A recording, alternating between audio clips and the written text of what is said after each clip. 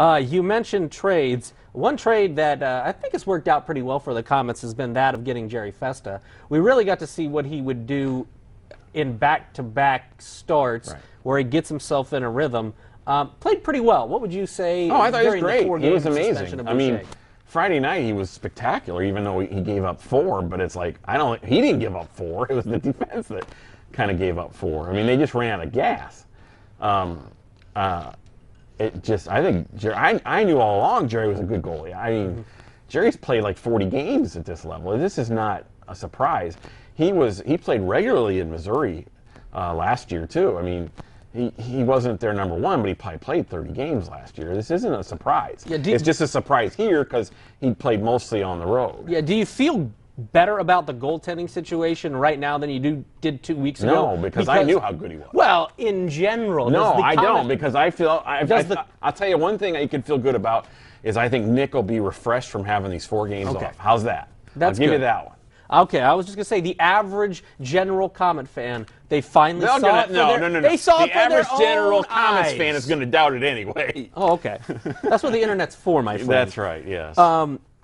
This week, a couple of kind of an odd schedule the way that this week works out, because the schedule is great for them. Well, down the stretch this month, I mean, they've got 14 games. 9 of them are going to be at home. If that's they got 13 games. 13 games. 9 of them are at home. So yeah, it works out. But two trips to Quad City, Tuesday night and Friday night. And I think they're 5-1 against Quad City this year, and they've played great in Quad City. Yeah, they haven't lost in Quad City. I mean, you think about it. They're 7 points down right now. The schedule is completely in their favor. I think Evansville's got 6 home games left. It's in today's story. And I think they have 13 games. They have 12 games against playoff teams. Now, Evansville's on a 10-game winning streak. So I think the Komets are going to have to go 11-1-1 or 11-2 maybe to catch them. But I don't think that's out of the realm of possibility either. Yeah. Because they have so many home games, and every really good team they play them at home. The only road trips are to Dayton and to Quad City. They played well against both. If they're up for those games, they're going to be fine. There's no reason not to be up for these games now. You got 13 games left. It's time to turn it on. There's no reason to expect that they can't go 11-1-1 or 11-2. I mean, that's a legitimate goal. Yeah, considering the 4 games this week, what are you looking to see from them early? And please don't say scoring the first goal. Oh, gosh, wouldn't that be nice? I mean, okay. How about not giving up the first goal? Okay, well, that's a great workaround as a guy who works with words all day. How about let's see some power play goals?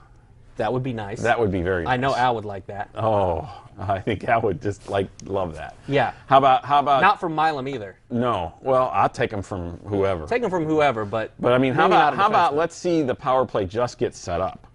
Okay. And let's see them control the puck in the zone a little bit and see what happens. How about you see some of the forwards do something? I mean, get dirty goals, get ugly goals, bat it in with your head if you have to. Stick your nose in there and see if Milam can knock it off so it deflects anything to get some goals going. And the one thing, looking at the schedule this week, Bloomington here on Wednesday, we know these teams don't like each other. They played each other a ton over the last couple of weeks. Is that all behind now, or is there still bad blood? Again, how do you feel about that? You got to look at who's Bloomington got to fight with. They can fight with anybody. I mean, but what good does that do you if you're the instigator and you're the aggressor every time, and you're going to be sitting in the box? What good did Thorne's fight do? It didn't do anything. It didn't do anything. I just wondered. That's my biggest problem with fighting. What does it solve? What does it resolve? I mean, did the fights with Bloomington fix anything?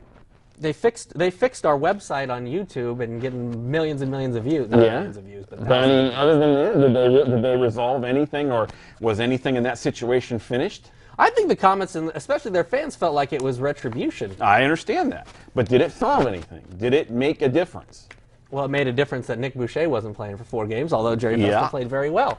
And did it make a difference that that it resolved the issue that, okay, that's done, we can put it behind us? Well, that's what I'm wondering about. When has there ever been that in a fight? Because you've always got one side or the other wanting revenge. That's what I'm wondering about. Is the revenge factor, or do they say, you got us with Smith and you got us with Chalk? Well, let's face it. We got you back. If the Komets have another situation like that, they're going to finish 3rd, not 1st. Okay. They can't afford to lose anybody else for another suspension. How does Bloomington feel about it, though, you think, on Wednesday night? Who have they got to fight with to bring the retribution? Well, obviously, they're probably not too pleased with Nick. But they don't have anybody to bring the retribution with. That's true. They got Dawson. But other than that, and he's going to have to fight Henley. Well, that's not going to happen. Okay, but they're probably not going to be happy with Mr. Bryant Molly either. Oh, he can handle himself. You're not worried about that? No.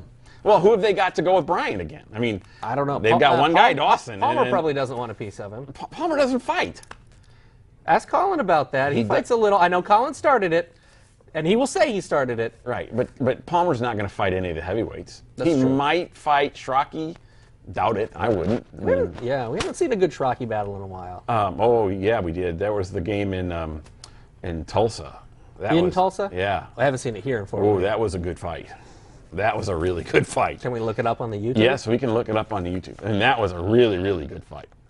I actually got you to say that was a really good fight on camera. And what did it resolve? What did it change? I don't know what it changed, but you know what? People like to see it. I understand that. And it's I'm a not knocking momentum that. thing. It's a and momentum it's a thing for the toughness crowd. thing. And it's a momentum thing for the crowd more often than it is for players. And I totally get that. Okay. But it's like, I just get tired of the retribution. Okay, when does the retribution end? That's my question. Is the retribution done? And does it on really Wednesday? ever get resolved? I mean, did they ever really get back with Muskegon for the Lawmaster and Big Snake and that thing? Did that ever get resolved?